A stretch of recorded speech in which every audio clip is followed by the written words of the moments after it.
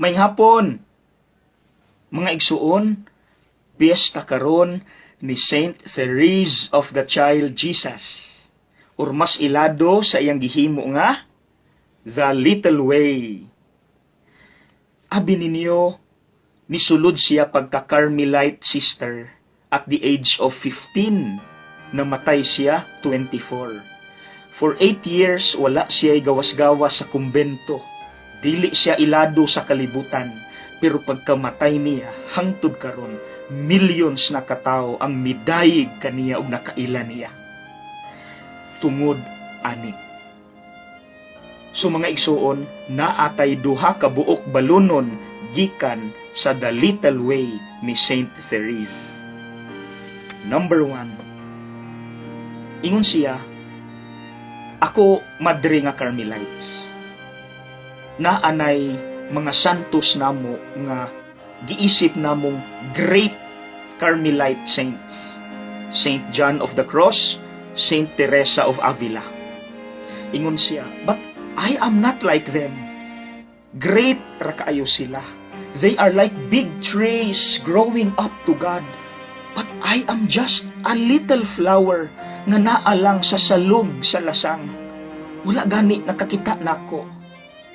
Pero ang good news, kay ang adlaw, naghatag og kahayag og kainit, ngadto sa mga dagkong kahoy, ingon man sa mga gagmayng bulak sa manako.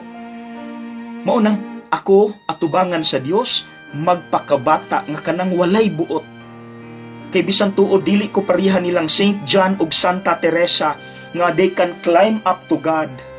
Ako, as a little child nga walay buot, I will just raise my hands ug makita ko sa akong amahan ug iya kong kuguson ug ipataas ug muingon din ko sa duha, mas taas na ko ninyo. Kana bang mga igsuon mura tag bata atubangan sa Dios nga walay buot bata? Maunay gusto sa Dios diri nato mga igsuon, dili ta dapat hambugiro arugante, kundili ipakita nato sa Dios nga Lord, wala ko kun wala ka. Dependent ko nimo Lord, hopeful ko nimo.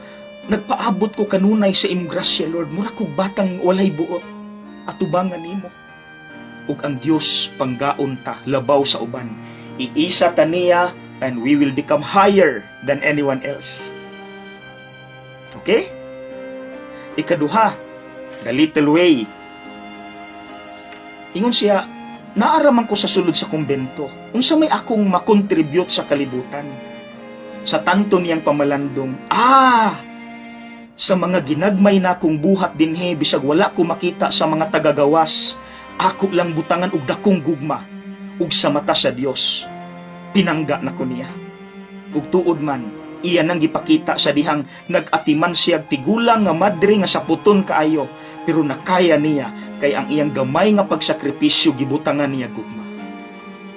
Mga igsuon, mausab na ang atong buhaton. Ingon pa ni Santa Teresita, dili ta kinahanglan maghimog dagkong butang, kundili ka ng mga ginagmay nga mga butang, simple and ordinary things, but with big love o dako na kay na sa mata sa Dios. So, mga igsuon, mutapos ta sa atong pagpangutana. Sige daw. Unsay mga small actions of kindness nga pwede nimong mapakita sa uban?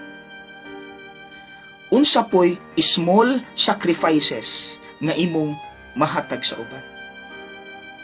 Kana lang. Bahalagway nakaila nimo, walay nakakita nimo, pero butangin na gugma sa mata sa Dios. Dako na kay na niya. Pinangga kaniya. Small acts of kindness, but with extraordinary love. Kana lang. The Little Way. Okay? God bless!